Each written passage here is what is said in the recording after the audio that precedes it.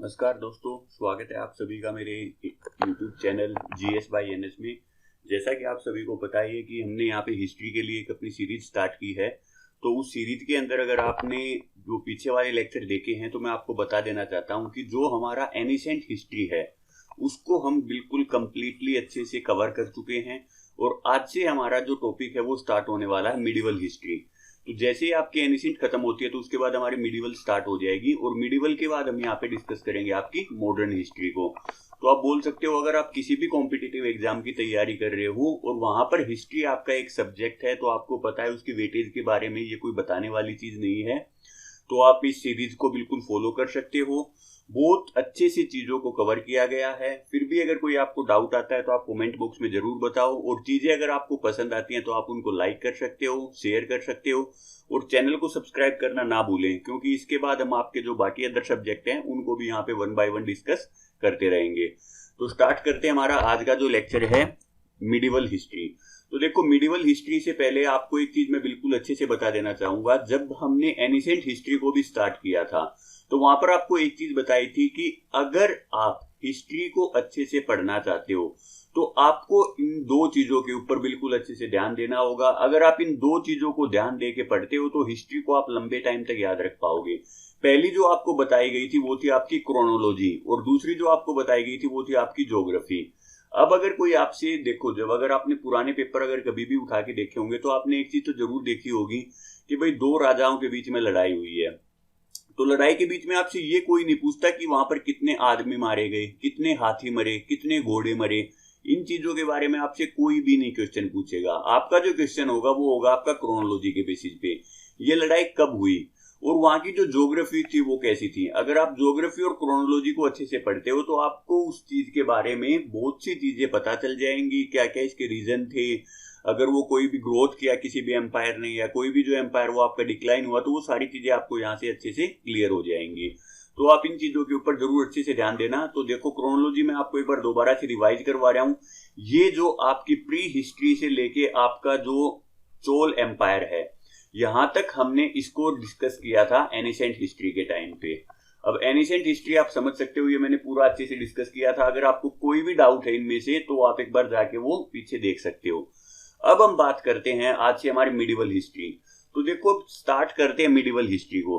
तो medieval history के बारे में आपके बहुत ज्यादा मतलब कि जो भी हिस्टोरियन हैं या स्कॉलर हैं उनके अलग अलग व्यू हैं। कोई तो ये बोलता है कि जैसे ही आपका 647 के अंदर हर्षवर्धन आपका मरा और उसके मरने के साथ ही आपकी जो एनिसेंट हिस्ट्री है वो वहीं पर खत्म हो जाती है।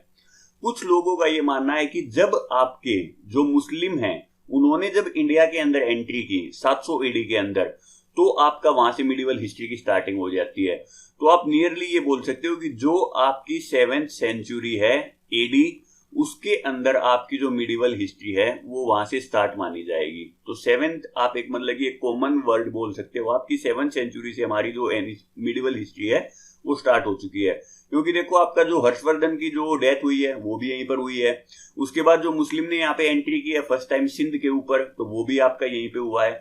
तो ये दोनों आपके दोनों के दोनों क्या हैं, 7th एडी के अंदर लाई करते हैं। तो अगर कोई आपसे पूछे कि एनिसेंट कब खत्म होती है और मिडिवल की स्टार्टिंग कब होती है, तो आप ये बोल सकते हो कि जी 7th एडी के अंदर हमारी जो ये है स्टार्ट हो गई है। ये चीज आपको क्लियर हो गई है। अब देखो, आपको अगर मैं थोड़ा सा एक बैकग्राउंड बताना चाहूं तो जैसे ही आपके हर्षवर्धन की डेथ होती है, तो आप अगर हर्षवर्धन का एम्पायर अगर आपको याद है तो आपने क्या देखा था कि ऑलमोस्ट सारे के सारे नॉर्थ आपकी इंडिया के ऊपर इसलिए अच्छे से राज करता था।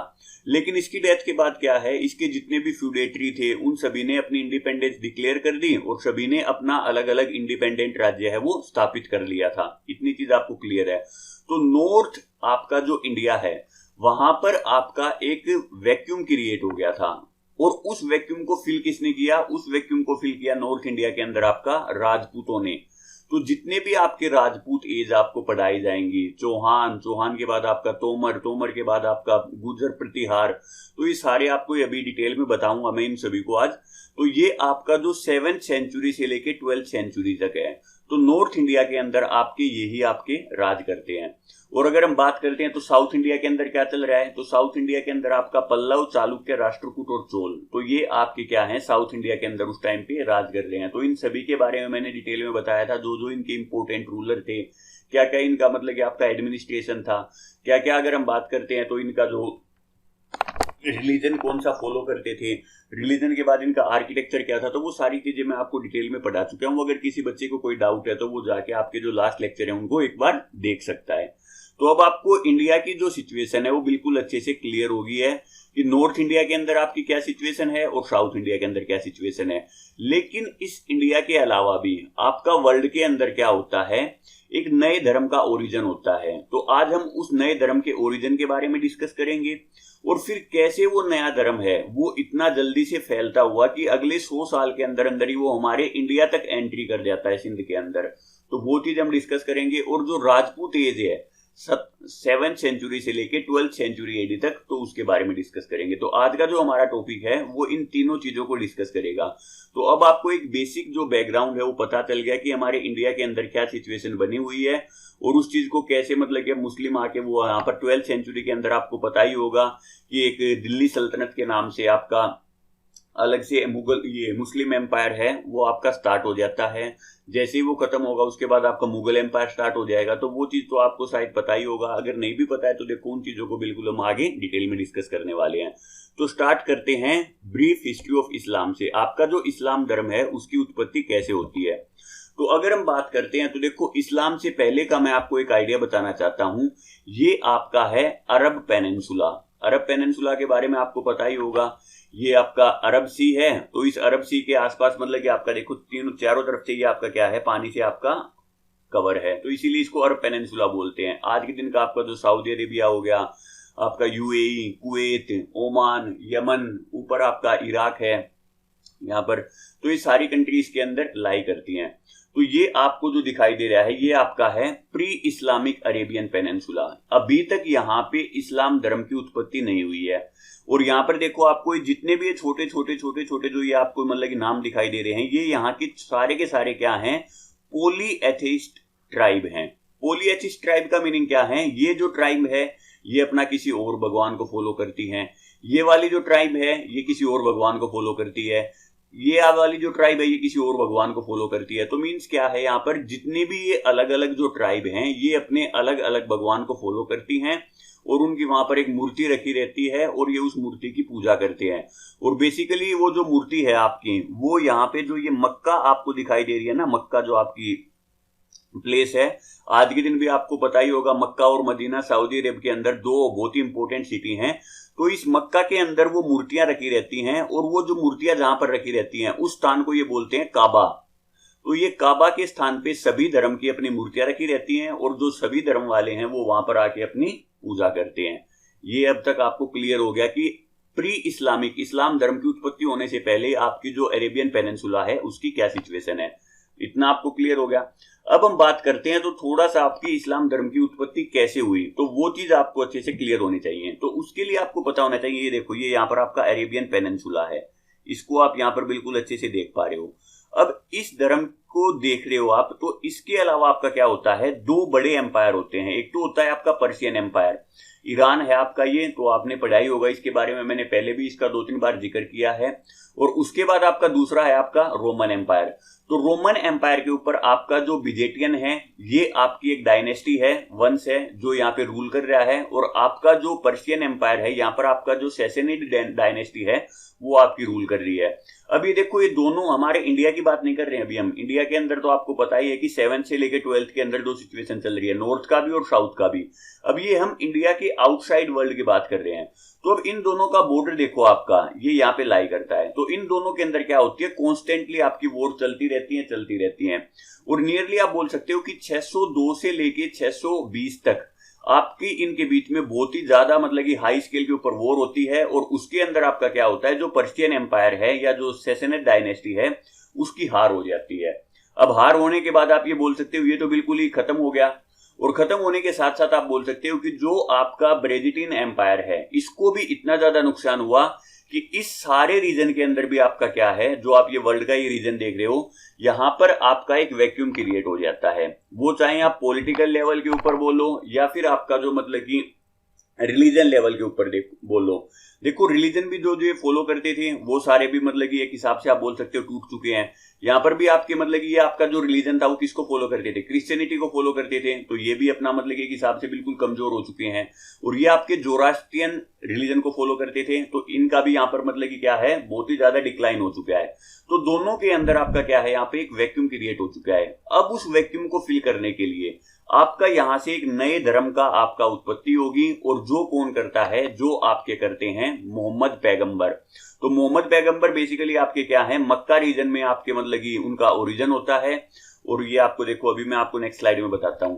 अब आपको इस चीज के बारे में जरूर पता होना चाहिए कि जब आपके मोहम्मद पैगंबर हैं वो इस धर्म का ये जो ओरिजिन करते हैं, तो उस ओरिजिन से पहले आपका ये देखो पूरा अरेबियन पेनिनसुला है, और ये इसके अंदर ये क्या है, सारे के सारे आपके कारवां रूट हैं। तो कारवां ट्रेड रूट के बारे में आपको पता होना चाहिए कि जो ऊपर ये दोनों एम्पायर आपको बताए हैं, आपका पर्शियन एम्पायर और आपका रोमन एम्पायर, तो इनके अंदर जितना भी जो हमारा ट्रेड होता था, आप याद करो इंडिया के अंदर आपकी कौन सी डायनेस्टी होती थी, इंडिया के अंदर आपकी डायनेस्टी होती थी गुप्ता एम्पायर। गुप्ता के बाद आपकी जितने भी ये एम्पायर भी मैंने बताया था, तो इनका जो ट्रेड है वो क्या था, आपका इन कंट्री के साथ चलता था, रोमन एम्पायर के साथ भी, पर्शियन एम्पायर के साथ भी। तो यहां पर जो भी सामान पहुंचता था वो अपना क्या करते थे, इंडिया से आपका क्या करते थे, इन पोर्ट के ऊपर उतार देते थे, और इन पोर्ट से वो क्या था, इन ट्रेड रूट के थ्रू वो क्या होता था, आपका जो ये सेंट्रल एशिया है, या सेंट्रल एशिया के बाद आपका जो यूरोपियन कंट्री है, तो वो सारा का सारा रूट यहीं से जाता था। और आपको बिल्कुल ये अचंभा नहीं होना चाहिए कि जो आपके मोहम्मद पैगंबर थे वो भी एक व्यापारी थे, और वो इन्हीं ट्रेड रूट के थ्रू क्या करते थे, अपना मतलब कि जो गुजर बसर है वो पहले यही करते थे, जब तक वो उन्होंने नए धर्म का ओरिजिन नहीं किया था, तो उससे पहले वो यही काम करते थे। और आज आपको जो इस्लाम धर्म की जो उत्पत्ति है वो सारी की सारी मैं आपकी एक एनसीईआरटी की बुक है जिसका जो 4th चैप्टर है उससे मैं बता रहा हूं, जो भी सोर्सेज है आपके वो सारे के सारे आपके यहीं से लिए गए हैं। तो अब आपको एक बेस पता चल गया कि पीछे आपका क्या हो रहा था, बहुत ही ज्यादा पॉलीथिस्ट ट्राइब थी। काबा के अंदर क्या थी, आपकी बहुत सी मूर्तियां रखी हुई थी, और उसके साथ साथ आपका जो ब्रिजेटिन एम्पायर है और पर्शियन एम्पायर है वो दोनों के दोनों बिल्कुल वीक हो चुके थे। तो अब इस टाइम पे आपका क्या होता है, प्रोफिट मोहम्मद है, उनका जन्म होता है 570 के अंदर, और लगभग 612 के अंदर वो क्या करते हैं, वो अपने आप को रसूल घोषित कर देते हैं। रसूल का मीनिंग क्या है, वो ये बोलते हैं कि मेरी है ना अल्लाह ताला से बात हो रही है और मैं उनका मैसेंजर हूं, और आप ये जितने भी जो पॉलीथिस्ट धर्म को फॉलो कर रहे हो ना, आप इनको छोड़ के सिर्फ और सिर्फ एक ही धर्म को फॉलो करो, और उस धर्म का नाम इन्होंने दिया इस्लाम, और जो उसको फॉलो करने लगे उनको इन्होंने बोल दिया मुसलमान। तो आपका जो मुस्लिम वर्ड है या फिर आपका जो इस्लाम वर्ड है वो सारे आपके देखो इस 612 ईस्वी के अंदर निकल के आते हैं। तो 612 में इन्होंने अपने आप को रसूल घोषित किया था। जन्म इनका कब हुआ था, 570 में, और 612 से लेके 32 तक अगले 20 साल तक ये क्या करेंगे, इस धर्म को अपना प्रचार या प्रसार करेंगे इसका। तो ये अब आपको एक बेसिक पता चल गया। अब इनका जो जन्म होता है वो आपकी एक क्वाइस ट्राइब है जो मक्का के अंदर लाई करती है। अब ये देखो आपको बताया ही था, यहाँ पे देखो कितनी ज्यादा ट्राइब है वो आपको दिखाई दे रही है। ये है आपका मक्का, और इस मक्का के पास ये देखो ये लिखी हुई है क्वाइस ट्राइब। तो इस ट्राइब के अंदर क्या होता है, इनका जन्म होता है। तो देखो पहले से कितनी ज्यादा ट्राइब है, तो उन्हीं ट्राइब में अगर कोई पूछ ले कि इनकी ट्राइब कौन सी थी मोहम्मद पैगंबर की, तो वो क्या थी, क्वेश ट्राइब थी।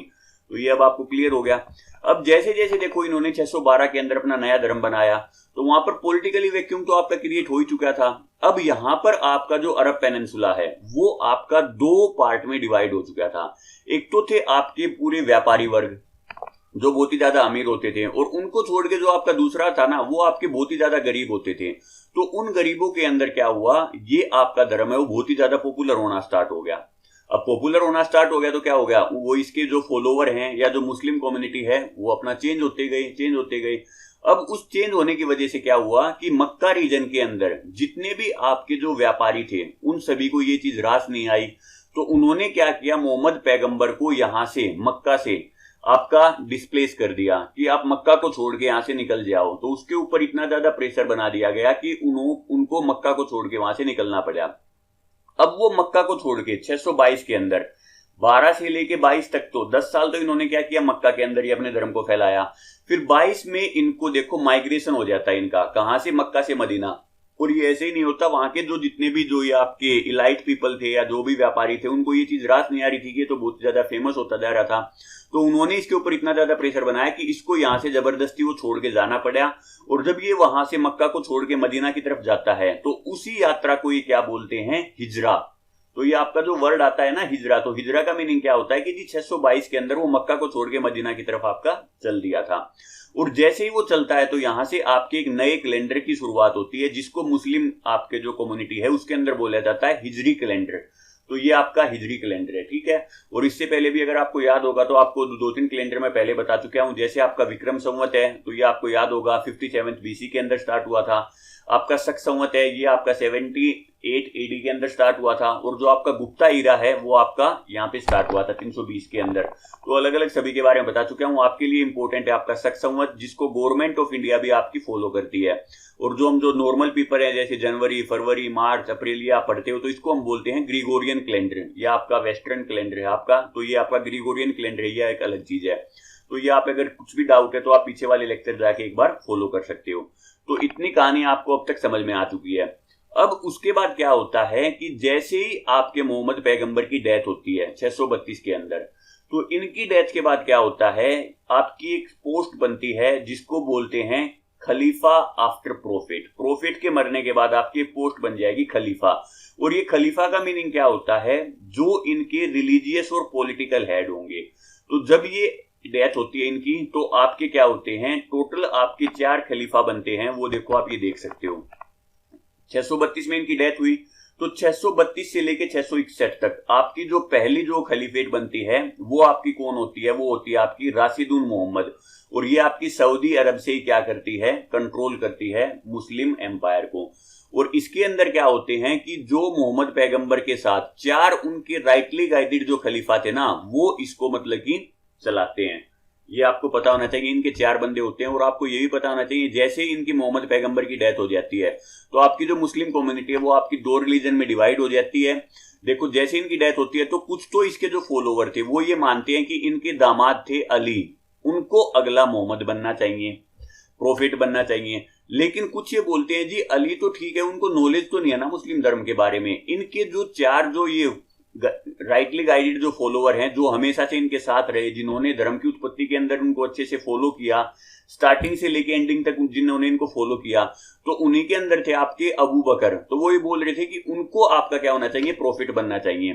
तो उसी चीज के अंदर आपके मतलब कि आपका शिया और सुन्नी के अंदर डिवाइड हो जाते हैं। तो कुछ ने तो अली को सपोर्ट किया, कुछ ने इसके जो अबू बकर को सपोर्ट किया। तो वहां पर आके आपका जो मुस्लिम रिलीजन है वो आपका 2 सेक्ट में डिवाइड हो जाता है। तो ये आपको पता होना चाहिए। तो अब सबसे पहली जो आपकी खलीफेट है वो आपकी 632 से लेके 61 तक चलती है। दूसरी आपकी उमायद खलीफेट वो आपकी 61 से लेके 750 तक चलती है। और ये सीरिया से आपकी कंट्रोल होती है, सीरिया की जो कैपिटल है दमास्कस से। उसके बाद जो तीसरी है 750 से लेके 1251 तक चलती है, ये है आपकी एबैसिड खलीफेट। ये आपके बगदाद इराक से कंट्रोल होती है। और उसके बाद आपकी देखो 1251 से लेके 1591 तक आपकी कोई खलीफेट नहीं रहती है। ये नहीं है कि यहाँ पर कोई खलीफेट नहीं थी, खलीफेट यहाँ पर भी थी। वो आपकी क्या थी, इजिप्ट रीजन से आपकी जो मामलुक तुर्क हैं वो इसको कंट्रोल करते हैं। लेकिन इस टाइम पे आपकी कोई इतनी ज्यादा इंपॉर्टेंट डेवलपमेंट नहीं हुई, तो इसीलिए जो हिस्टोरियन है वो इस खलीफेट को इतना ज्यादा कंसीडर नहीं करते हैं। वो डायरेक्ट एबिसेड के बाद वो क्या करते हैं, ओटोमन खलीफेट को फॉलो करने लग जाते हैं। और ओटोमन खलीफेट आपकी कब है, 1251 से लेके आपकी 1924 तक। तो ये आपकी देखो चारों की चारों खलीफेट आपको पता होनी चाहिए। जो ये मैंने बीच में जो मामलुक तुर्क वाली, इजिप्ट वाली जो बताई है, आप इसको अवॉइड कर सकते हो। बट ये जो 4 है, राशिदुन, उमाइद, अब्बासिद और आपका ओटोमन, इनके बारे में आपको अच्छे से पता होना चाहिए। और याद करो जो आपका ओटोमन खलीफेट है, तो इसके लिए तो हमारा जो मॉडर्न हिस्ट्री जब हम पढ़ेंगे तो हमारे भारत के अंदर भी एक आंदोलन होता है जिसको हम बोलते हैं खिलाफत आंदोलन। तो वो खिलाफत आंदोलन आपका किस लिए हुआ था, अंग्रेजों ने आपकी जो ओटोमन एम्पायर के अंदर जो खलीफा की पोस्ट थी ना उसको खत्म कर दिया था। और उसी को देखते हुए देखो हमारे इंडिया के अंदर भी जितने मुस्लिम थे ना, उन्होंने भी खिलाफत आंदोलन। तो ये खिलाफत आंदोलन किसके अगेंस्ट में चला था, खलीफा की पोस्ट को खत्म किया गया था, उसीलिए आपका स्टार्ट हुआ था। ये आपको सिर्फ एक आइडिया दे रहा हूं मैं आपका यहाँ पे, ठीक है। तो अब देखो हम बात करते हैं। तो सबसे पहला जो आपका राशिदुन एम्पायर है, इसके अंदर देखो ये जो आपको सिर्फ रेड वाला रीजन जो आपको दिखाई दे रहा है, ये जो आपका रेड रीजन है, तो इसमें क्या बताया गया है, इस्लामिक वर्ल्ड अंडर मोहम्मद। तो 622 से लेकर 32 तक आपका वो रीजन कहां पर फैला है, मक्का और मदीना के अंदर। तो यही आपका पता चल रहा है। अच्छा देखो, एक चीज तो मैं आपको बताना ही भूल गया, बहुत ही इंपॉर्टेंट है कि जब आपका 32 के अंदर, जो सॉरी 22 के अंदर, अगर मैं इसको एक बार इरेज कर देता हूं, तो यहाँ पर देखो आपको क्या बताया था कि जब ये 22 के अंदर इनका माइग्रेशन हो गया था, तो माइग्रेशन के बाद जब ये मदीना में जाके बसे तो वहां पर भी इनका जो धर्म है वो बहुत ही ज्यादा अच्छे से फला फूला। और फिर 22 के अंदर जब ये इतने ज्यादा पावरफुल हो गए थे कि जब ये दोबारा यहां से इन्होंने क्या किया, अलग अलग एम्पायर के अंदर जो ये अलग अलग जो ट्राइब बताई गई है यहाँ पर, पोलियसिस ट्राइब हैं, इनके ऊपर इन्होंने अटैक किए, यहाँ पर लूटपाट की, और लूटपाट करके जब ये इनको लगा कि अब मैं इतना ज्यादा स्ट्रॉन्ग हो चुका हूं, तो ये वापिस से मदीना से मक्का की तरफ आते हैं। और मक्का के अंदर आके इन्होंने जो सबसे पहली चीज की, तो आपको एक स्थान बताया था काबा, तो इन्होंने काबा के अंदर जितनी भी मूर्तियां रखी हुई थी ना, मूर्तियों को इन्होंने क्या कर दिया, डिस्ट्रॉय कर दिया, क्योंकि इन्होंने बताया था कि इस्लाम धर्म के अंदर आपकी मूर्ति पूजा है वो बैन है, आप किसी भी मूर्ति की पूजा नहीं करोगे। तो इसीलिए सबसे पहले तो इन्होंने काबा के अंदर जितनी भी मूर्तियां थी ना, उन सभी को हटाया, और उनको हटाने के बाद इन्होंने क्या किया, अपना धर्म को फॉलो किया। तो ये आपको उस टाइम पे बताना भूल गया था, तो इस चीज को भी आप याद रख सकते हो, बढ़िया सा इंटरेस्टिंग फैक्ट है, तो आपको पता होना चाहिए। अब हम देखते हैं, तो ये देखो आपका मक्का मदीना वाला जो रीजन है, और थोड़ा सा जो ये ओमान का रीजन है, और थोड़ा बहुत ये यमन वाला जो रीजन है, तो यहाँ पर आपका मोहम्मद पैगंबर के अंडर में ये आपका जो इस्लाम धर्म है वो आपका फैल चुका है। उसके बाद जो आपका पहला कैलिफेट होता है 632 से लेके 61, ये देखो आपका जो ऑरेंज कलर में जो रीजन दिखाया गया है, इजिप्ट वाला रीजन हो गया, सीरिया वाला रीजन हो गया, ऊपर आपका ये सेंट्रल एशिया के अंदर अर्मेनिया, ईरान, इराक, और आपका ये अफगानिस्तान, तो सारे रीजन के अंदर आपका ये धर्म है वो फैल चुका है। उसके बाद अगर हम बात करते हैं तो अगली जो उमायद डायनेस्टी आती है, तो उसके अंदर में भी देखो आपका कितना ज्यादा, जो आपका ये है आपका कॉन्टिनेंट है आपका, सॉरी ये पीछे यार, आप इस चीज को एडजस्ट करना, एक ये कुत्ता बोल सकते हो आप, मेरे बिल्कुल पड़ोस में रहता है, और ये सुबह उठते ही जरूर भौंकता है, तो अगर ऐसी कभी भी आपको सिचुएशन मिलती है तो आप उस चीज को प्लीज अवॉइड करना। थोड़ी देर के लिए है, ये उठता है तो पता नहीं, मतलब कि हमेशा बहुत सी टाइम ऐसा हुआ है कि जब भी मैं लेक्चर रिकॉर्ड करता हूं तो बीच में इसकी आवाज है वो आ ही जाती है। मैं अवॉइड भी इसीलिए करता हूं कि मॉर्निंग में 4 बजे से उठ के मैं 5 या 5:30 बजे तक अपने लेक्चर को रिकॉर्ड कर दूं, लेकिन उस टाइम पे भी पता नहीं ये मेरी आवाज सुन के उठ जाता है या क्या चीज होती है, उसका एग्जैक्टली मेरे को पता नहीं है। तो इस चीज को अगर कभी भी आपको आगे भी ऐसी आवाज सुनाई दे तो आप प्लीज उस चीज को अवॉइड करना। या तो देखो मैं इस जगह को ही चेंज करूंगा, यहाँ पे रेंट पे रहता हूँ, अगर वो हुआ तो वो भी ठीक है, नहीं तो आप इस चीज को एडजस्ट करना। तो देखो अब आपकी जो ये उमायद डायनेस्टी के अंडर में आपकी जो पावर है वो आप देखो, ये पिंक रीजन से आपको दिखाई गई है, आपका यूरोपियन कंट्री तक भी वो क्या है, डेवलप आपकी हो चुकी है। और ये आपका अफ्रीका कॉन्टिनेंट के अंदर आप ये देख सकते हो, सारा का सारा आपका वहां पर फैल चुका है।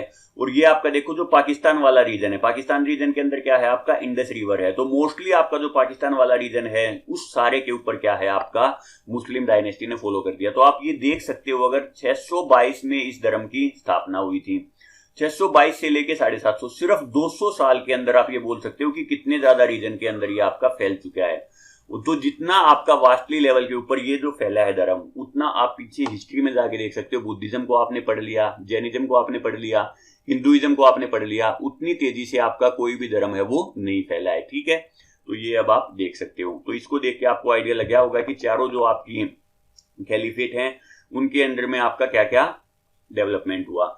अब इंपॉर्टेंट चीज यहाँ पे क्या है कि जो आपकी ये सेकंड आपकी डायनेस्टी है, सेकंड डायनेस्टी नहीं सॉरी सेकंड खलीफेट है, उमायद खलीफेट।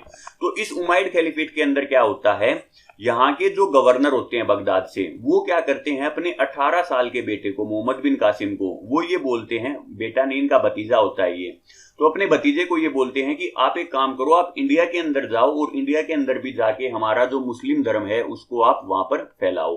तो अब ये क्या करता है, वहां से चलता है और वहां से चल के ये इंडिया की तरफ आता है। तो इंडस रिवर के ऊपर जो आपका सिंध रीजन था, सिंध के ऊपर तो इसने अटैक कर लिया, सिंध के ऊपर अटैक करके उसके ऊपर अपना कब्जा कर लिया। और उस टाइम पे सिंध के ऊपर रूल कौन करता था, दाहिर, ये राजा का नाम है, और ये आपकी जो चाचाई डायनेस्टी है ये उससे बिलोंग करता है।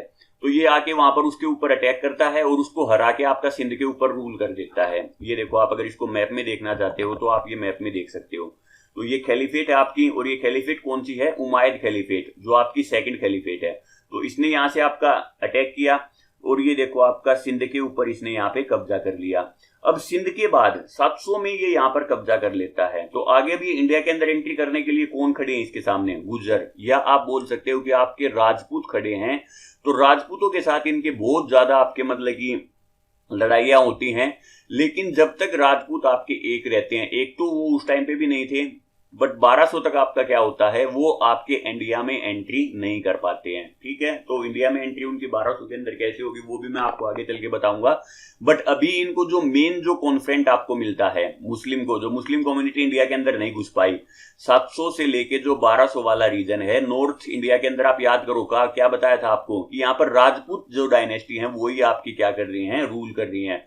अलग अलग राजपूत डायनेस्टी हैं, तो वो सारी की सारी आपकी क्या करती हैं, मुस्लिमों को यहाँ पर रोके रखती हैं इस नॉर्थ वेस्ट फ्रंट के ऊपर। तो ये अब आपको पता चल गया। और अब यहाँ पर इन्होंने क्या कर दिया, जो मोहम्मद बिन कासिम हैं, इन्होंने सिंध के ऊपर अपना कब्जा कर चुका है। और ये कब्जा होने के बाद ये आप ये बोल सकते हो कि इन्होंने जो फर्दर कॉन्क्वेस्ट है, आगे आने वाले जितने भी अटैक होंगे ना, उनके लिए यहाँ पर इसने एक ग्राउंड बना दिया है। तो ये बहुत ही इंपॉर्टेंट अचीवमेंट आप बोल सकते हो। तो ये साल भी आपको याद रखना है कि अरब कॉन्क्वेस्ट या मोहम्मद बिन कासिम ने सबसे फर्स्ट टाइम आपका कब सिंध के ऊपर अटैक किया था। ठीक है, अब अगर हम बात करते हैं तो 10th सेंचुरी तक चलते चलते, मैं अभी सिर्फ आपका जो ये खलीफेट है उसी के बारे में बता रहा हूं। ये देखो आपका, तो ये खलीफेट हो गया 750 के बाद आपका क्या है 800, 900, 1000। तो आपकी जो ये 10th सेंचुरी आती है, तो यहां तक आते आते आपका जो खलीफेट है ना, उसका रीजन देखो कितना ज्यादा बढ़ चुका है। आप इसको देखो खुद ही देख सकते हो। आपका जो ये 750 के अंदर ही आपका रीजन है वो आपको दिखाई दे रहा है। आप अगर देखते हो तो हाफ वर्ल्ड तो मैं नहीं बोलूंगा, बट फिर भी आपका रीजन है इसका देखो कितना ज्यादा है, वो वास्ट हो चुका है। तो जब इतना बड़ा रीजन हो जाएगा तो इसको कंट्रोल करना छोटी चीज तो है नहीं।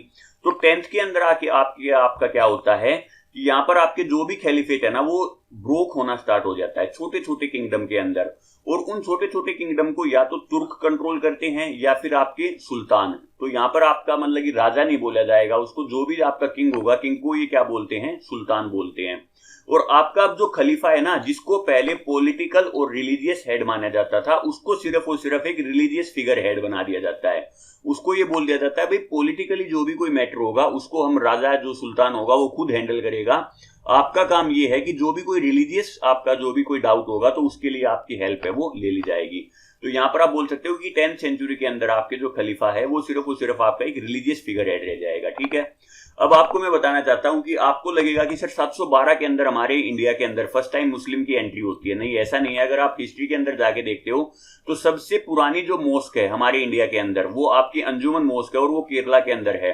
और ये 712 से भी पहले से यहाँ पर एग्जिस्ट करती है। एग्जिस्ट कैसे करती है आप याद करो, जो नीचे जितने भी एम्पायर आपको बताए थे, ये आपका सदर्न रीजन मैंने बना दिया, पेनिनसुला। तो यहां से आपका क्या होता था, अरब एम्पायर के साथ आपका ट्रेड होता था। और उसी ट्रेड के अंदर क्या थे, आपके बहुत से जो मुस्लिम है वो भी आपके क्या थे, इंडिया के अंदर आते रहते थे।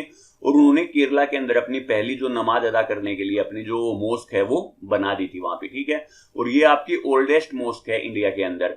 और ये ऐसा बोला जाता है, देखो जो अरब ट्रेडर आए थे तो उन्होंने आपके क्या है, मोहम्मद बिन कासिम से पहले से ही, तो उन्होंने ये 7th सेंचुरी से पहले से ही यहाँ पर क्या है बना दी थी। तो आप बोल सकते हो कि फर्स्ट इस्लाम अगर इंडिया के अंदर कहीं पर एंट्री करता है तो वो आपका केरला के अंदर है। और अगर फर्स्ट इस्लाम रूल की बात करते हो आप, तो रूल आपका स्टार्ट होता है आपका सिंध डायनेस्टी के अंदर। तो ये चीज आपको अच्छे से पता होनी चाहिए। ठीक है, अब हम बात करते हैं नॉर्थ इंडिया के अंदर की कहानी की। 712 7th सेंचुरी से लेकर 12th सेंचुरी के अंदर तो आपको बताया ही था कि हर्ष की डेथ के बाद क्या है, 5 सेंचुरी तक आपकी पॉलिटिकल यूनिटी इंडिया के अंदर नहीं रहती है। और इसी वजह से आपका क्या होता है, जो अलग अलग राजा हैं वो अपने आप को इंडिपेंडेंट घोषित कर देते हैं। और उनके बीच में क्या होती है, कॉन्स्टेंटली फाइट होती रहती है। और उनके जो फ्रंटियर हैं, उनका जो रीजन है, वो कभी किसी का कोई पावरफुल हो जाता है तो उसका बढ़ जाता है, कभी कोई कमजोर हो जाता है तो उसका रीजन आपका घट जाता है। तो उनके बीच में देखो कॉन्स्टेंटली आपकी लड़ाइयां हैं वो चलती जा रही हैं। तो यहाँ पर जितने भी जो ये आपके राज्य हैं उनके बारे में हमें पढ़ना इतना ज्यादा इंपॉर्टेंट नहीं है। क्वेश्चन यहाँ से पुटअप नहीं होता है। बस आपको एक टाइमलाइन याद रखनी है कि भाई 700 से लेकर जो 1200 ईस्वी है, इसके अंदर हमारे इंडिया के अंदर क्या थी, बहुत ही ज्यादा पॉलिटिकल आपकी अनस्टेबिलिटी वाला रीजन है वो आपका चल रहा है। तो ये देखो आपके कितने ज्यादा एम्पायर हैं, कश्मीर, गांधरा, सिंध, गुजरात, कन्नौज, अजमेर, मालवा, बंगाल, असम। तो ये अलग अलग डायनेस्टी के अंडर में देखो आपका कितना ज्यादा साम्राज्य हैं, आपकी डायनेस्टियां वो रूल कर रही है। तो आप समझ सकते हो कि इंडिया के जो नॉर्थ एम्पायर की वो आपकी हालत क्या है। ठीक है, अब क्या होता है 8th सेंचुरी के अंदर क्या होता है, कश्मीर आपका डोमिनेंट होता है। उसके बाद जो आपके बंगाल के अंदर पाल होते हैं वो डोमिनेंट हो जाते हैं। और फाइनली आपके जो गुजर प्रतिहार होते हैं वो आपके मोस्ट पावरफुल हो जाते हैं नॉर्थ इंडिया के अंदर। तो ये अगर आप थोड़ा सा याद रखना चाहो तो याद रख सकते हो, नहीं तो इतना ज्यादा इंपॉर्टेंट नहीं है। ये स्लाइड सिर्फ आपको ये बता रही है कि जी 7th से लेकर 12th सेंचुरी के अंदर जो आपका नॉर्थ इंडिया था उसकी हालत है वो बहुत ही ज्यादा खराब चल रही थी आपकी, ठीक है। अब इस रीजन के अंदर आपका क्या होता है, ये देखो आपको बताया गया है यहाँ पे, आप अगर इसको देखना चाहते हो, और जो ये देखो लाइन जो डॉटेड लाइन है, ये आपकी क्या दिखा रही है, फ्लक्चुएटिंग फ्रंटियर। फ्लक्चुएटिंग का मीनिंग क्या है, कभी पाल हैं वो ज्यादा पावरफुल हो जाएंगे, कभी आपके नीचे राष्ट्रकूट हैं वो आपके पावरफुल हो जाएंगे, और कभी यहाँ पर जो ये गुजर प्रतिहार हैं ये आपके पावरफुल हो जाएंगे। तो इन तीनों के अंदर क्या है, कॉन्स्टेंटली आपकी फाइट चल रही है। तो ये रीजन देख के आप समझ सकते हो, ऊपर देखो कश्मीर हो गया, ये गांधरा हो गया, तो सारे रीजन वही हैं जो आपको ये यहाँ पे स्लाइड के अंदर बताए गए थे, ठीक है। अब हम बात करते हैं कि राजपूत एज के बारे में। तो यहां से देखो आपकी 7th सेंचुरी के अंदर इंडिया के अंदर एक आपकी राजपूत एज है वो भी स्टार्ट होती है। तो अर्ली मेडिवल वाला ही टाइम है ये आपका 7th वाला। तो इसके अंदर क्या होता है, राजपूतों की डोमिनेंस होती है आपके नॉर्थ इंडिया के अंदर। तो 7th से लेके आपकी 12th तक, और जो भी मुस्लिम के कॉन्क्वेस्ट होते हैं, जितने भी वो आक्रमण करते हैं हमारे ऊपर, उन सभी आक्रमण को कौन रोकता है, ये राजपूत यहाँ पर रोके रखते हैं उनको 500 साल तक अगले, ठीक है। अब मेनली जो राजपूत डायनेस्टी है, इसके अंदर भी आपकी 30 मेजर डायनेस्टी हैं जो पढ़ने लायक हैं, लेकिन अब 30 के 30 तो अगर आप पढ़ने बैठ जाओगे तो वो आपके लिए इंपॉर्टेंट नहीं है। अब अगर आप यूपीएससी के लिए तैयारी कर रहे हो तो आपको ये तीनों की 30 की 30 पढ़ने की जरूरत है नहीं। लेकिन अगर आप कोई भी जो आपका स्टेट पीसीएस है, आप उसके लिए अगर आप तैयारी कर रहे हो, जैसे आपका राजस्थान वाला रीजन है, तो राजस्थान के अंदर जो डायनेस्टी आपकी इंपॉर्टेंट थी आपको उनके बारे में पता होना चाहिए। अगर आपका यूपी वाला रीजन है तो यूपी के अंदर जो आपकी ये डायनेस्टी इंपॉर्टेंट थी राजपूत के लिए, वो आपको पता होनी चाहिए। एमपी वाला अगर आपका रीजन है तो एमपी के लिए आपको जो एमपी के अंदर जो पावरफुल थी उनके बारे में आपको पता होना चाहिए। अगर हरियाणा वाला रीजन आपका पड़ता है तो आपको उसके लिए पता होना चाहिए। तो देखो स्टेट पीसीएस में जो राजपूत डायनेस्टी जहां पर बिलोंग करती थी, तो आपको उस डायनेस्टी के बारे में पता होना चाहिए। लेकिन अगर हम ओवरऑल की बात करते हैं तो आप यूपीएससी के लिए अगर तैयारी कर रहे हो तो वहां से इन डायनेस्टी के बारे में नहीं पूछा जाएगा, बस इनसे रिलेटेड कुछ इंपॉर्टेंट फैक्ट पूछ सकते हैं कि इस रीजन के अंदर कौन सी डायनेस्टी थी, और रीजन के अलावा वो आपसे पूछ सकते थे कि पहले कौन सी डायनेस्टी पावरफुल थी, उसके बाद कौन सी पावरफुल हुई। तो इतना मैं आपको इस लेक्चर के अंदर बताने वाला ही हूं। तो अब यहाँ पर क्या होता है, आपके जितने भी राजपूत स्टेट है ना, वो आपके कंटिन्यूअसली, एक तो देखो इनके बीच में खुद के बीच में आपकी लड़ाई चलती रहती है, और दूसरा ये क्या करते हैं, जो आपके मुस्लिम कॉन्क्वेस्ट है अरब की तरफ से जो आपका हो रहा था, अरब जो आपका कॉन्क्वेस्ट किया था जिन्होंने सिंध से, वो उसके साथ भी क्या करते हैं, लड़ाई करते हैं। और जब तक आपका ये देखो अब रहते कब तक है, जो सल्तनत पीरियड चलेगी वो ये यहाँ पर भी वो आपके राजपूत डायनेस्टी है वो आपको देखने को मिलेगी। और आपका इवन जो मुगल सल्तनत चलती है वहां पर भी आपके राजस्थान के कुछ रीजन के अंदर ये अपना इंडिपेंडेंटली रूल करते रहते हैं। हल्दी घाटी आपको लड़ाई याद ही होगी, महाराणा राणा के बारे में, राणा प्रताप के बारे में। तो वो देखो आपका क्या था, अकबर के टाइम पे बिल्कुल पीक पे था, लेकिन उस टाइम पे भी वो क्या था, अपना इंडिपेंडेंटली अपना राज कर रहा था। तो ये आपको देखने को मिलेगा कि सल्तनत के टाइम पे भी और मुगल के टाइम पे भी ये अपना इंडिपेंडेंटली रूल करते रहते हैं। तो आप ये बोल सकते हो कि जो हिंदू रिलीजन के जो मेन डिफेंडर हैं वो आपके यही हैं, और जितना भी जो मुस्लिम का अग्रेशन हुआ तो उसको जो अगेंस्ट किया वो इन्होंने ही किया है। तो ये आपके बारे में इनका एक आइडिया दे दिया आपको। अब इनके जो ओरिजिन को लेके आपकी बहुत ज्यादा थ्योरी है कि आपके जो राजपूत है उनका ओरिजिन कैसे हुआ। तो कुछ तो ये बोलते हैं कि ये आपकी क्षत्रिय फैमिली से बिलोंग करते हैं और ये आपके भगवान राम के वंशज हैं। कुछ बोलते हैं भगवान कृष्ण के वंशज हैं। तो राम को तो बोला जाता है सूर्यवंशी और कृष्ण को बोला जाता है चंद्रवंशी। तो इन दोनों से ये बिलोंग करते हैं। दूसरी थ्योरी आपकी ये बोलती है कि जो आपके इंडो सक, इंडो पार्थियन, इंडो कुशन, ये सारे मैं आपको एनिसेंट हिस्ट्री के अंदर पढ़ा चुका हूं, ये उनके वंशज हैं, डिसेंडेंट है उनके। और जो आपके हुन ने भी अटैक किया था, याद करो, इंडिया के ऊपर नॉर्थ से, तो ये उनके डिसेंडेंट हैं। तो कुछ का मानना ये है ये आपके उनके वंशज थे और इन्होंने बाद में इंडियन सोसाइटी को ही अपना लिया और वही आगे चल के क्या हो गया, आपके राजपूत बन गए। और कुछ ये बोलते हैं कि आपका जो राजस्थान वाला रीजन है, तो राजस्थान के अंदर एक आपका माउंट आबू पर्वत है, उस माउंट आबू नाम की जगह है। तो वहां पर जो आपका सबसे बड़ा जो आपका पर्वत है वो आपका गुरु शिखर है। तो उस गुरु शिखर के ऊपर ऋषि वशिष्ठ ने आपकी एक यज्ञ किया था और उस यज्ञ की अग्नि से ही आपका क्या है, इनका जन्म हुआ है। तो ये तो आप समझ सकते हो भाई, माइथोलॉजिकल है, पौराणिक है। आज के दिन जो हम साइंस को अगर बिलीव करते हैं तो हम इसके ऊपर नहीं मानेंगे इस कहानी को। तो जो पहले वाली दोनों हैं, आप उनमें से किसी को भी मान सकते हो। जो आपकी महाभारत थी वहां पर आपने कृष्ण के बारे में पढ़ा था, तो ये आप बोल सकते हो उनके वंशज हो सकते हैं। या आपने रामायण पढ़ी थी तो उनके वंशज आपके हो सकते हैं। तो ये चीज आप यहाँ से याद रख सकते हो। अब इनके अंदर रीजन क्या होता है कि इनके अंदर जो पॉलिटिकल फोरसाइट है ना, दूरदर्शिता आपने सुना होगा ना वर्ड, कि जो राजा दूर की सोचता है, तो वो इनके अंदर बिल्कुल नहीं थी। सभी के अंदर क्या होती है, कॉन्स्टेंटली साथ में अपने आपस में, गुजर है वो आपका चौहान से लड़ रहा है, चौहान है वो आपका दूसरे एम्पायर से लड़ रहा है, दूसरा है वो तीसरे से लड़ रहा है। तो जितने भी 30 डायनेस्टी जो आपको बताई है ना, 30 के अंदर क्या होती है, आपस में अपने आप भी इनकी लड़ाई चलती रहती है। बाहर वाले के साथ अगर ये एक रह के अगर राज करते ना, तो मैं ये कह सकता हूं कि मुस्लिम की जो एंट्री है वो शायद इंडिया के अंदर ना होती। बट ये तो ठीक है, वो ही एक मतलब एजेम्पशन वाली बात हो जाती है, अगर मैं प्रधानमंत्री होता तो मैं ये कर देता। तो बस ये, और इनके अंदर जो क्या है, पॉलिटिकल यूनिटी बिल्कुल भी नहीं है। Otherwise could prevent the any combined opposition to the Muslim invader. तो मुस्लिम इन्वेटर का जो भी कोई कंबाइंड एफर्ट था ना, वो इसको अच्छे से रोक सकते थे। तो ये एक अजम्पशन है, तो आप इसके बारे में थोड़ा सा याद रख सकते हो। अब जो इंपॉर्टेंट आपके देखो, तो सबसे इंपॉर्टेंट तो है आपका गुजर प्रतिहार, जो कन्नौज के अंदर, ये देखो आपको बताया ही था यहाँ पर इस स्लाइड के अंदर। तो ये पाल बंगाल के अंदर है, गुजर प्रतिहार हैं। तो अब ये क्या थे, ये सबसे ज्यादा डोमिनेंट हो जाते हैं। और जब ये गुजर प्रतिहार आपके मतलब कि खत्म होते हैं ना, तो इनके खत्म होने के बाद ये देखो आपकी कितनी डायनेस्टी निकल के आती हैं। पाल ऑफ बंगाल ये आपका सॉरी राजपूत से बिलोंग नहीं करते हैं। तो सबसे पहले तो चौहान हो गए दिल्ली और अजमेर के, और इसके ऊपर तो बिल्कुल अभी अभी आपकी एक मूवी बन के आई है पृथ्वीराज चौहान, अक्षय कुमार की, आपने जरूर देखी होगी। तो उसके अंदर ये बारिश के बारे में बताया गया है। पहले ये अजमेर के ऊपर रूल करते थे, लेकिन बाद में दिल्ली का राज्य है वो भी इन्हीं को दे दिया गया, जिसकी वजह से आपके जो कन्नौज के राठौड़ हैं वो बहुत ही ज्यादा इनसे नाराज हो गए थे, जयचंद जी। और जयचंद जी ने क्या किया था, मोहम्मद गौरी को दोबारा से इंडिया के अंदर इन्वाइट किया था।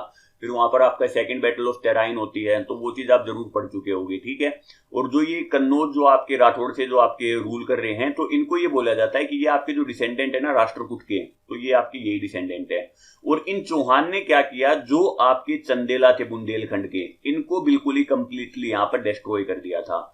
जो आपके प्रेजेंट डे जो आपका ये बुंदेलखंड, आपको पता ही होगा यूपी और एमपी का जो बॉर्डर है ना, वहां पर लाई करता है। तो चौहान, राठौड़ और चंडेला, ये तीनों मैंने आपको बता दिए। उसके बाद आपके दिल्ली के अंदर तोमर हैं, जो आपका प्रेजेंट डे जो आपका दिल्ली और हरियाणा वाला रीजन है, ये उनके अंदर डोमिनेंट थे आपके तोमर। उसके बाद राठौड़ के बारे में मैंने बता दिया। उसके बाद मेवाड़ के अंदर आपका जो सिसोदिया डायनेस्टी है वो आपकी फेमस होती है। और सिसोदिया के अंदर आपके जो रावल होते थे, तो रावल तो आपके बारे में पढ़ा ही होगा, आपकी एक मूवी आई थी पद्मावती, तो जहां पर जो आपके राजा रतन सिंह का रोल किसने प्ले किया था, आपके शाहिद कपूर ने। और वहीं पर अलाउद्दीन जो खिलजी होता है, जो रणबीर कपूर ने जिनका रोल फॉलो किया था, रणबीर कपूर नहीं सॉरी रणबीर सिंह थे वो आपके। तो रणबीर सिंह ने क्या था, इन रतन सिंह को यहाँ पे मार दिया था, और पद्मावती ने अपना जौहर है वो कंप्लीट कर लिया था वहां पे, वो मूवी के अंदर आपने देखा ही होगा। लेकिन जैसे ही यहाँ पर ये देखो आपकी जो मेवाड़ के अंदर ये सिसोदिया डायनेस्टी खत्म नहीं होती है, तो वहां पर आपकी जो ये रावल वाली जो है ना, वो डायनेस्टी खत्म हो जाती है। और उसके बाद ये फिर से आपके पावर में आते हैं, और पावर में कौन लेके आता है इनको, राणा प्रताप सिंह, राणा कुंभा, ये सारे आपके क्या होते हैं, मुगल के टाइम पे आपके क्या होते हैं, फिर से आपके स्टार्ट हो जाते हैं। और ये सारे के सारे आपके क्या है, मेवाड़ रीजन से ही आपके कंट्रोल करते हैं। उसके बाद आपका जो मालवा रीजन है, वहां पर आपके परमार हैं, ये आपके पावरफुल होते हैं। जो आपका गुजरात वाला रीजन है, वहां पर आपके सोलंकी हैं, वो ज्यादा पावरफुल होते हैं। और इन्हीं सोलंकी के अंडर में इनको बोला जाता है कि ये आपके क्या थे, चालुक्य के वसल्स थे। वसल्स का मीनिंग क्या होता है, अधीन। तो चालुक्य आपको याद ही होगा, चालुक्य ने नर्मदा नदी के ऊपर क्या था, हर्ष के कॉन्क्वेस्ट को रोका था, पुलकेशिन 2, याद रखो उसको। तो पुलकेशिन 2 के आपके मतलब बोला जाता है कि ये उन्हीं के अंडर में पहले उनके अधीन होते थे, और अधीन को ये वर्ड यूज करते हैं यहाँ पर वसाल्स, ठीक है। तो वसाल्स वर्ड अगर आपको कहीं पर मिलता है तो उसके बारे में आपको ये पता होना चाहिए।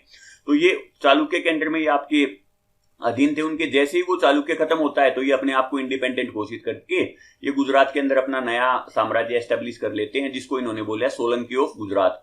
और उसके बाद आपका जो वाराणसी वाला रीजन है, वहां पर आपके होते हैं गढ़वाल। तो ये जितने भी आपके चौहान, तोमर, राठौड़, सुसेदिया, चंडेला, परमार, सोलंकी, गढ़वाल, ये सारे आपके क्या हैं, इंपोर्टेंट राजपूत डायनेस्टी हैं, जिनके बारे में आपको थोड़ा थोड़ा आइडिया होना चाहिए। उसके बाद ये देखो, आप यहाँ पर देख सकते हो कि पूरे जो नॉर्थ एम्पायर के ऊपर जो मैंने वो आपको डायनेस्टी बताई है, जो रेड रीजन में आप देख पा रहे हो, वो सारा का सारा क्या है, ये आपका है। अब चालुक्य आपका ये है, देखो चालुक्य से निकल के आपका क्या होता है, यहाँ पे ये आपका जो एम्पायर मैंने बताया गुजरात के अंदर सोलंकी है, वो आपका एस्टेब्लिश हो जाता है। और नीचे साउथ के अंदर कौन है, आपके चोल हैं, वो सबसे ज्यादा प्रोमिनेंट है। तो अब ये आपको एक आइडिया पता लग गया। तो तीनों की तीनों जो चीजें हैं हमने वो डिस्कस कर ली हैं। सबसे पहले हमने यहाँ पे डिस्कस किया था ओरिजिन ऑफ मुस्लिम, उसके बाद आपका सिंध के ऊपर अरब का कॉन्क्वेस्ट, और उसके बाद हमारी जो राजपूत डायनेस्टी है। तो शायद लेक्चर थोड़ा सा लंबा हो गया, लेकिन स्लाइड देखो आप, उसके अंदर सिर्फ 12 या 13 स्लाइड है। तो थोड़ा डिटेल में बताया इसलिए आपका लंबा हो गया। तो चीजें अगर आपको पसंद आती हैं तो आप चीजों को लाइक कर सकते हो, शेयर करो और चैनल को सब्सक्राइब करना ना भूलें। और अगर नहीं भी करोगे तो ठीक है, मेरे को कोई फर्क नहीं पड़ता, मेरे को अच्छा लगता है पढ़ाना तो मैं उस चीज के लिए पढ़ा रहा हूं। तो लाइक आप तभी करना, सब्सक्राइब आप तभी करना जब आपको चीजें पसंद आए, नहीं तो कोई जरूरत नहीं है, ठीक है। फर्दर नोटिफिकेशन अगर आप चाहते हो तो आप इसको कर सकते हो और ये घंटा दबाना ना भूलें। पीडीएफ अगर आपको कोई भी डाउनलोड करनी है तो आपका टेलीग्राम चैनल है GS by NS, तो आप इस टेलीग्राम चैनल के ऊपर आके जितने भी आपको जो ऊपर नोट्स दिखाई दे रहे हैं इनकी पीडीएफ आपको यहां से मिल जाएगी। तो आज के लिए इतना ही, हम यहीं पर हमारी डिस्कशन को खत्म करते हैं। Thank you and take care.